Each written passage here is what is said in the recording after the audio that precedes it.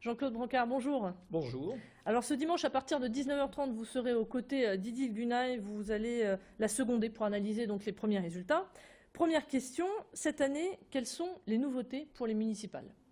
Bien, il y a deux nouveautés importantes. La première, c'est que les communes entre 1000 et 3500 habitants vont avoir un mode de scrutin différent puisque on va voter par liste et il faut bien respecter ces listes et les listes qui seront barrées ou les non barrées, les bulletins ne compteront pas.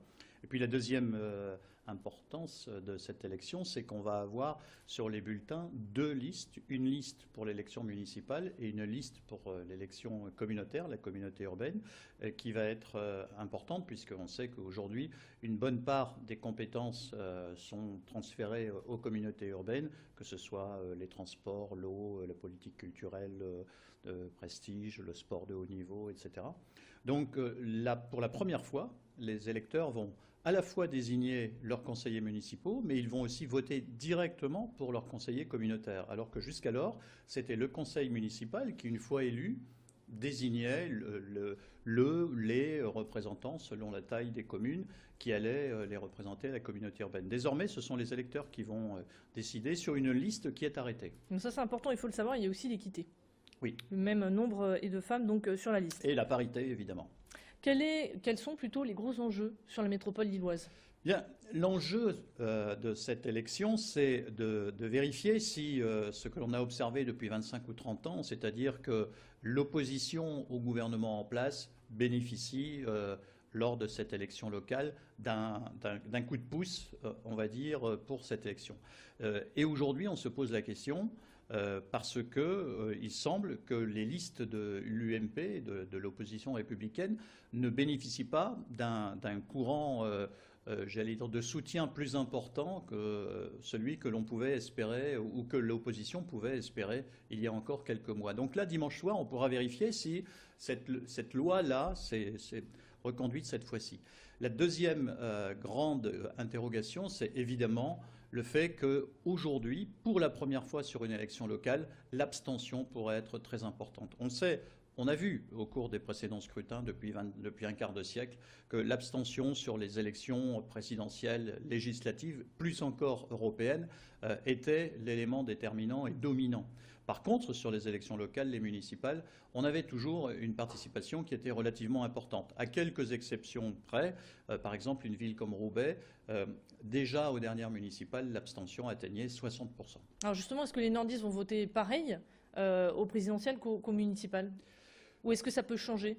En taux d'abstention, je pense que ce qui va changer, c'est qu'on va voir le taux d'abstention ici au municipal augmenter par rapport à ce qu'étaient les dernières élections municipales. Par contre, on pourrait avoir un taux de participation qui soit un petit peu plus important que ce qu'il était aux dernières présidentielles. Donc là, il y a, j'allais dire, il y a un curseur qu'aujourd'hui, même les instituts de sondage ont un peu de difficulté à placer. Tout le monde dit l'abstention va progresser, mais elle va progresser de combien ? Ça, c'est encore l'inconnu et c'est heureusement, j'allais dire, le scrutin qui le dira et les électeurs qui le diront eux-mêmes dimanche. Selon qu'il fera beau, pas beau, selon que des derniers éléments dans la campagne locale vont jouer et puis peut-être des éléments dans la campagne nationale. On voit bien aujourd'hui avec les affaires qui ont éclaté depuis 2 ou 3 semaines que l'opposition est un peu en difficulté. Donc ça pourrait profiter à d'autres mouvements politiques. Et ça pourrait profiter évidemment à d'autres mouvements, on le voit. Autre question, est-ce qu'on peut s'attendre à une surprise et si oui, sur quelle commune ? Alors il y a des villes sur lesquelles aujourd'hui on s'interroge. Par exemple, 10 listes à Roubaix, qu'est-ce que ça peut donner ? Avec une abstention qui est déjà à 60% en 2008.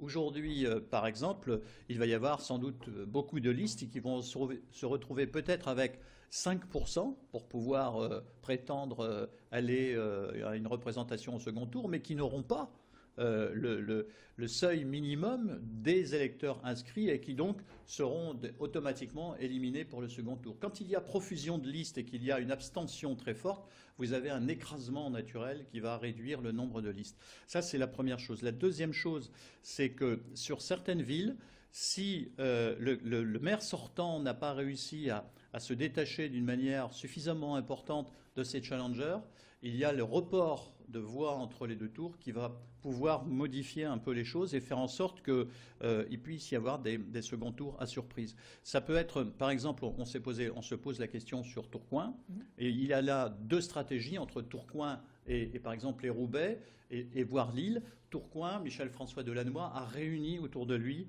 presque toute la famille de gauche, à l'exception du Front de gauche. À Roubaix, pas du tout. Là, les Verts partent seuls, le Front de gauche part seul. Il y a même 3 listes de socialistes, d'une certaine manière. Donc, là, on est dans deux situations où, à Roubaix, il va falloir réunir très vite en 48 heures. Et à Tourcoing, le challenge de Michel-François Delannoy, ça va être de réussir à élargir une liste qui a déjà, a priori, fait le plein des voix au premier tour. Donc là, les enjeux sont importants. Et puis ensuite, on a des villes un peu intermédiaires, comme Halluin, où on sent que là, la situation peut être plus disputée. Et puis, ça va se jouer après à la marge sur les représentants, notamment à la communauté urbaine, parce que là, on va voir un petit peu, déjà au soir du premier tour, quelles sont les alliances qui peuvent se jouer. Et par exemple, les Verts qui parient beaucoup sur le rôle communautaire, on va voir s'ils seront en mesure de négocier des places importantes ou non avec le résultat de ce premier tour.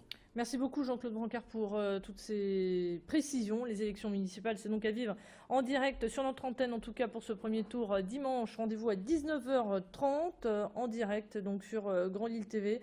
Et bien sûr, nos équipes seront réparties sur le terrain. Nous serons en direct des bureaux de vote. Merci beaucoup Jean-Claude Brancard. Merci. À tout de suite pour votre météo.